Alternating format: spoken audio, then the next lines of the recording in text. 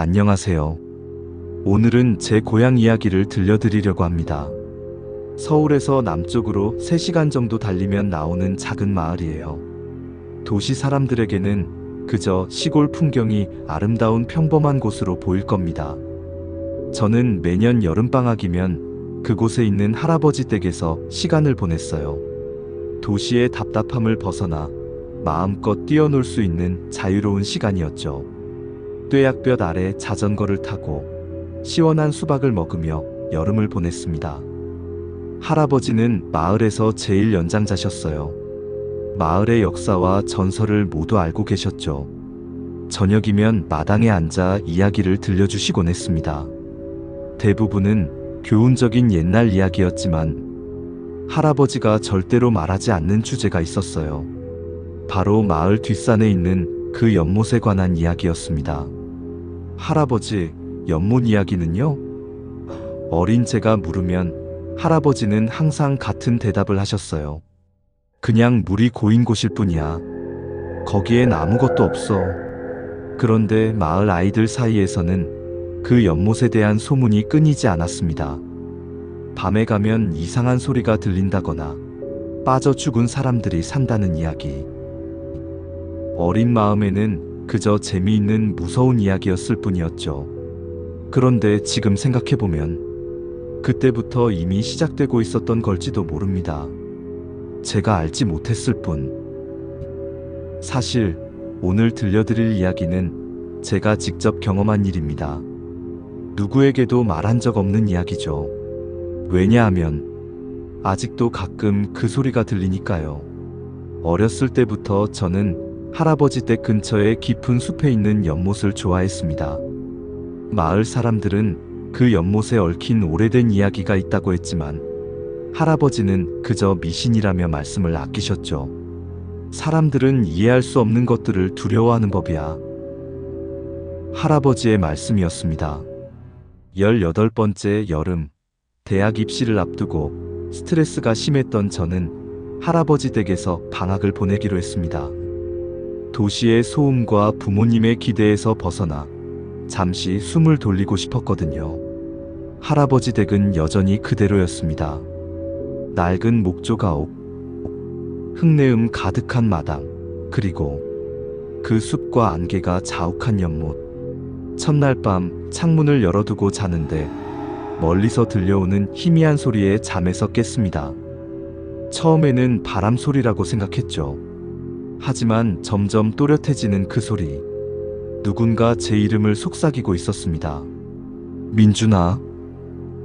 소리는 숲에서 들려왔습니다.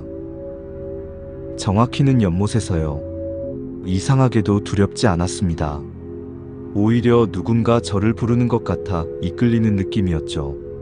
휴대폰 플래시를 켜고 소리를 따라 숲으로 향했습니다. 달빛이 연못 표면에 반사되어 은은하게 빛나고 있었어요.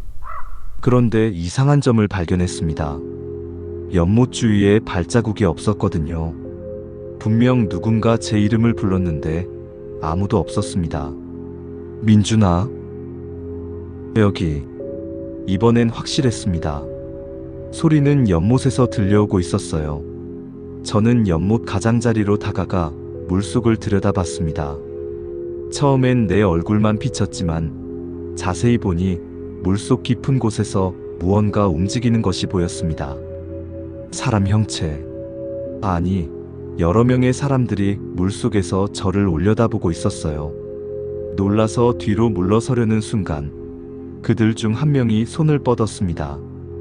그리고 저는 그 손이 누구의 것인지 알아봤습니다.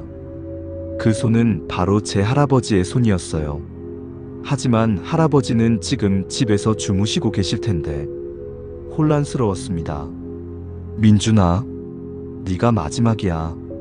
할아버지의 목소리였지만 동시에 여러 목소리가 함께 들리는 것 같았습니다. 저는 공포에 질려 집으로 달려갔습니다. 할아버지 방문을 열었지만 침대는 비어 있었어요. 온 집안을 뒤져봐도 할아버지는 없었습니다. 다시 연못으로 달려갔습니다. 이번엔 휴대폰도 없이 오직 달빛에 의지한 채로요. 연못에 도착했을 때 수면 위로 물거품이 일고 있었습니다. 마치 누군가 방금 물에 뛰어든 것처럼요. 할아버지! 소리쳤지만 대답은 없었습니다. 용기를 내어 다시 연못을 들여다봤습니다. 그때 물속에서 뭔가가 제 얼굴을 향해 빠르게 올라오는 것이 보였어요. 그것은 제 얼굴이었습니다. 아니, 정확히는 제 얼굴을 한 무언가였죠. 눈은 텅 비어 있고 입은 비정상적으로 크게 벌어져 있었어요. 공포에 질린 채 뒤로 물러서다 발을 헛디뎠고 연못 속으로 빠져버렸습니다. 차가운 물이 제 몸을 감쌌습니다. 필사적으로 수영에 올라가려 했지만 뭔가가 제 발목을 붙잡았어요. 아래를 보니 수십 개의 손이 저를 아래로 끌어당기고 있었습니다. 그리고 물속에서 보이는 얼굴들, 모두 제가 알고 있는 마을 사람들이었습니다.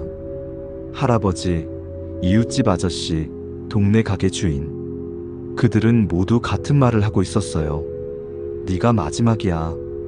의식이 점점 희미해지는 순간 누군가 제 손을 잡아 당겼습니다. 할아버지였어요. 물 밖으로 나온 저는 기침을 하며 정신을 차렸습니다. 할아버지는 걱정스러운 표정으로 저를 내려다보고 있었어요. 괜찮니? 밤중에 여기서 뭐 하는 거야? 집으로 돌아오는 길, 할아버지는 조용히 말씀하셨습니다. 저 연못에는 오래된 약속이 있단다. 우리 가족과 맺은 약속. 할아버지의 이야기는 충격적이었습니다. 200년 전, 우리 조상이 마을을 구하기 위해 연못의 무언가와 계약을 맺었다고 합니다. 100년마다 우리 마을 사람 중 한 명을 바치는 조건으로 마을의 평화를 유지한다는 내용이었죠. 이번이 세 번째 약속이야. 내가 가야 하는데 네가 대신 가려고 했구나. 다음 날 아침 할아버지는 사라졌습니다. 방에는 편지 한 장만 남겨져 있었어요. 용서해라. 이것이 마지막 약속이다. 네가 살아야 한다. 마을 사람들은 할아버지가 치매 증세로 길을 잃었을 거라고 했지만 저는 알고 있었습니다. 할아버지가 어디로 갔는지. 10년이 지난 지금 저는 그 마을로 돌아왔습니다. 할아버지의 집을 물려받아 살게 된 거죠. 이상하게도 마을은 평화롭고 사람들은 행복해 보였습니다.